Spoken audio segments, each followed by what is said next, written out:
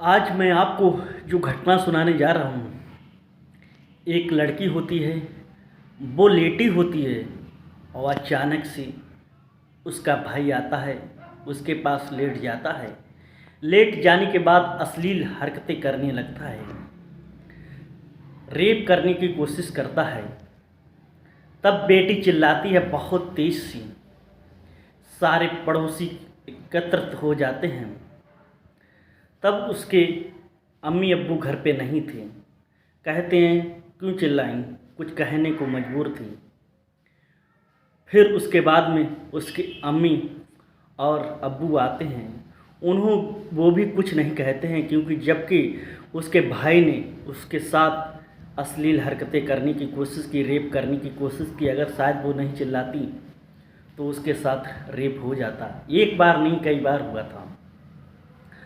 आज मैं जो आपको घटना सुना रहा हूँ, एक सच्ची घटना है। उत्तर प्रदेश में एक ज़िला है प्रतापगढ़।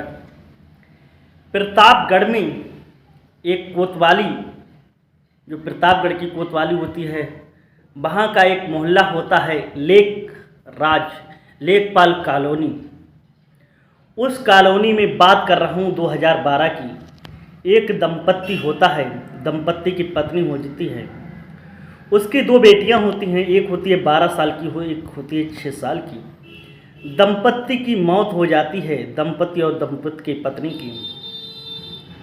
दोनों बच्चियां दादी पाल रही थीं, क्योंकि दादी भी बुजुर्ग थी, उन्हें पालना मुश्किल था। रोती थी बेचारी, चिल्लाती थी, मगर करती भी क्या। रोते रोते आवाज़ घरों से बाहर पहुंचती थी कि इनके साथ बहुत बुरा हुआ। वहीं पास में एक कॉलोनी पड़ती है, जेल चौक कॉलोनी। वहीं की एक होती है अख्तरी बेगम। अख्तरी बेगम आती है, कहती है दादी अगर आपको इतराज़ ना हो तो छोटी वाली जो बेटी है वो मुझे दे दें। मेरा एक ही बेटा है, मैंने कई बार बच्चे होने की कोशिश की, मगर मेरे और कोई बच्चा नहीं हुआ।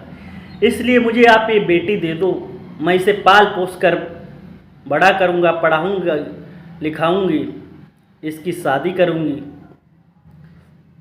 जब उसे दादी गोद दे देती हैं तो परिवार वाले बहुत खुश होते हैं, पड़ोसी भी खुश होते हैं कि आज भी इंसानियत जिंदा है।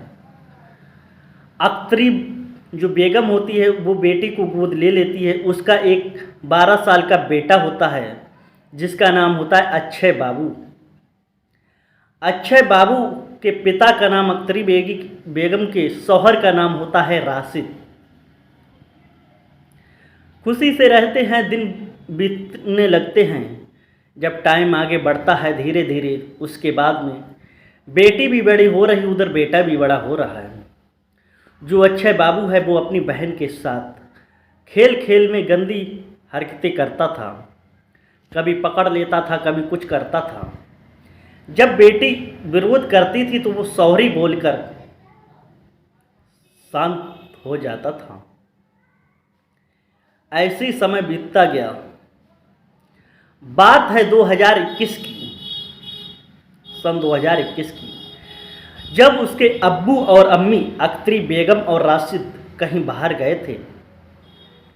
जब सुबह बेटी का नहाने का वक्त हो गया, बाथरूम में नहा रही थी, तभी मौका पाकर अक्षय बाबू वहाँ पर आ गया। उसने अपनी बहन की नहाते हुए वीडियो बना ली। वीडियो, मगर बहन को नहीं पता था मेरी वीडियो बन चुकी है। कुछ समय बीता, जब फिर से अब्बू और अम्मी घर पर नहीं थे तो अपनी बहन को उसने वीडियो दिखाई कि आप नहाते वक्त बहुत अच्छी लग रही हो, क्या आप मुझे वैसी फिर से। बेटी ने ये वीडियो देखकर बहुत हैरान हुई, परेशान हुई, मगर करती तो क्या करती, उसका सुनने वाला कोई नहीं था।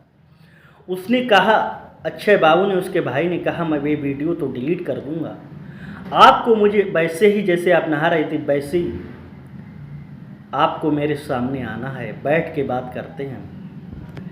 फिर उसने उसको वहीं से उसके साथ घटना को अंजाम देना चालू कर दिया, उसके साथ रेप करना चालू कर दिया। रेप करते करते उसके साथ कई ऐसी और वीडियो बना ली जिससे वो आगे भी काम आए, आगे भी वो ये काम करती रहे। ऐसे बीतता गया। 2022 का टाइम आया, जून का महीना आया। जब उसके पेट में दर्द हुआ तो उसको अख्तरी बेगम पास के एक हॉस्पिटल में ले गई, दवा दिलवाई, लेकिन उसका दर्द नहीं बंद हुआ। जब उसका फुली चेकअप पूरा करवाया गया तो पता लगा वो 2.5 से 3 महीने की गर्भवती है। डॉक्टर से कहा गया कि तुम इसका बच्चा गिरा दो, ये राज हमेशा के लिए दफन कर दो। डॉक्टर ने कहा मैं ऐसा नहीं करूँगा। मना करने के बाद में जब ये बात सुनी तो बेटी को जब पता लगा कि मैं प्रेग्नेंट हूँ, 16 साल की बेटी थी, तो वो गिरकर बेहोश हो गई।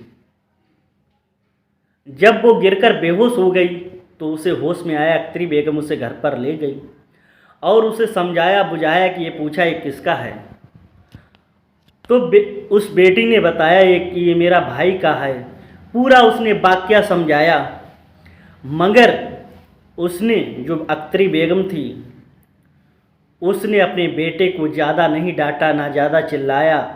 उस समय उसे डांटने की ज़रूरत थी, जेल भेजने की ज़रूरत थी, उसे कार्रवाई करने की ज़रूरत थी अपने बेटे पर, और उस बेटे की आज़ादी पर पाबंदी लगा दिया, घर से बाहर निकलने पर रोक लगा दी। उसके बाद क्या होता है, जब टाइम बीतता है, 9 महीने पूरे होते हैं, फिर वो उसे डॉक्टर के पास ले जाती है। प्राइवेट एक नर्सिंग होम होता है विक्रमपुर में, वहीं पर पास में। डॉक्टर से कहती है इसकी डिलीवरी कर दो नॉर्मल, कितना भी खर्चा आए मैं दूंगी, लेकिन शर्त मेरी एक है, इस बच्चे को मार दो, इसके जहर का इंजेक्शन लगा दो। डॉक्टर ने मना कर दिया, मैं ऐसा नहीं करूँगा, अगर आपको बच्चे नहीं चाहिए तो बच्चा मैं रख लूँगा, पाल लूँगा। उसके नॉर्मल डिलीवरी होती है, उस बेटी का जन्म होता है और उस बेटी को किसी को गोद दे दिया जाता है। बेटी से कह दिया जाता है कि आपकी जो बेटी हुई थी वो मरी हुई थी। बेटी को घर पे ले आते हैं और कुछ समय बीतता है, 2-3 महीने के समय बीतता है। जब उसे पता लगता है कि मेरी बेटी जिंदा है, इन्होंने मुझसे झूठ बोला और मेरी बेटी को किसी को इन्होंने गोद में दे दिया, मेरी बेटी किसी को इन्होंने गोद में दे दिया, तब वो उसी हॉस्पिटल में पहुंचती है कि डॉक्टर से कहती है मेरी बेटी लाओ, किसको गोद दिया है। हंगामा करती है। वहाँ का संचालक जो होता है हॉस्पिटल का, अख्तरी बेगम को फ़ोन लगाता है, कहता है आपकी बेटी आई यहाँ हंगामा कर रही है। अख्तरी बेगम आती है और उसे बेटी को घर पर ले जाती है, उसे टार्चर करती है, उससे कहती है बेटी को हमेशा के लिए भूल जाओ, उसे करंट लगाती है, बार बार उसे टार्चर करती है। अख्तरी बेगम और उसका अक्षय बाबू का जो पिता होता है राशिद, वो भी टार्चर करता है अक्षय बाबू। लेकिन कुछ समय बीतता है, फिर जो अब्बू होते हैं, अम्मी होती हैं अख्तरी बेगम, अब्बू राशिद फिर कहीं काम से बाहर जाते हैं और इस बार अक्षय बाबू भी गया था, लेकिन अक्षय बाबू को तो लत लग चुकी थी। कुछ समय बाद वो आ जाता है क्योंकि बेटी सोई हुई थी, फिर उसे दबोचने की कोशिश करता है, बार बार वो चिल्लाती है।